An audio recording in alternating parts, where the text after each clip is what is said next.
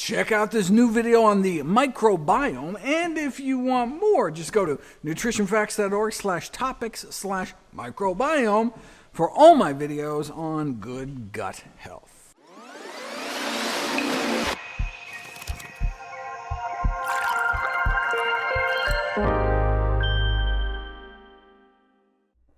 When we eat meat, dairy, eggs, seafood, our gut flora can take certain components in them, carnitine and choline, and produce something that ends up as a toxic compound called TMAO, which may set us up for a heart attack, stroke, and death. So give people 2 eggs, and you get a spike of TMAO in your bloodstream within hours of consumption. Because gut bacteria play a critical role in this process, though, if you then give them a week of antibiotics to wipe out their gut flora and refeed them 2 more eggs, nothing happens. No TMAO in their bloodstream because they have no egg-eating bacteria to make it. But give it a month for their gut bacteria to start to grow back, and the eggs start to cause TMAO production once again. Same thing with meat. Give people the equivalent of an 11-ounce steak, and TMAO levels shoot up in the blood, but feed them the same amount after a week of antibiotics, and nothing happens. So to run into problems, you need both the meat and the meat-eating bugs. That's why you can feed a vegan a sirloin, and they don't produce TMAO within their body. They just don't have the meat-eating bugs in their gut. OK, now this should all be old news for those who've been following the science. The reason for this video is to show that this phenomenon happens the other way around too. When we eat whole plant foods like fruits, vegetables, whole grains, and beans, along with nuts and seeds, our gut flora can take certain components in them, fiber and resistant starch, and produce short-chain fatty acids, which can set us up for the prevention of human diseases.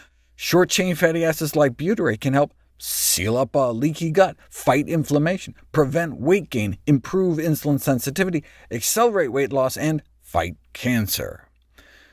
But these benefits rely on 2 things, eating fiber and having fiber-feeding bugs, just like the detrimental effects from TMAO required not only eggs, dairy, or meat, but also the eggs, dairy, or meat-munching bugs. Check this out. If you give people whole intact grains, in this case barley kernels, also known as barley groats, 3 servings a day, like I recommend in my Daily Dozen app, within just 3 days of eating that extra 30+ grams of fiber and resistant starch, their gut bugs were so happy and produced so many short-chain fatty acids that people's insulin levels improved by 25%, which means their bodies needed to produce less insulin to take care of the same amount of white bread, while still dampening the blood sugar spike. But this was on average. Some people responded to all that extra fiber with beautiful dips in blood sugar and insulin responses, but in others, the same amount of fiber and resistant starch didn't work at all. Why? Because you don't just need fiber, but fiber-feeding bugs like Prevotella. How do you get more Prevotella so you can take full advantage of the health benefits of plants? Eat more plants. Prevotella abundance is associated with long-term fiber intake.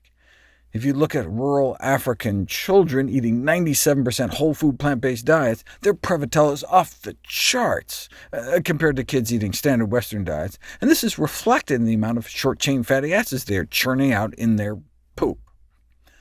In the industrialized world, it's those habitually eating vegetarian and vegan that promotes the enrichment of fiber-eating bacteria in the gut. Here's the relative Prevotella abundance between those who eat meat, no meat, or all plants. This may help explain the worse inflammatory profile in omnivores than in vegetarians. Based on the findings relative to bacteria abundance, the researchers suggest that exposure to animal foods may favor an intestinal environment which could trigger systemic inflammation and insulin resistance-dependent metabolic disorders such as type 2 diabetes. And it's the reduced levels of inflammation that may be the key factor linking a plant-based gut microbiota with protective health benefits. Yeah, but can't meat-eaters eat lots of plants too?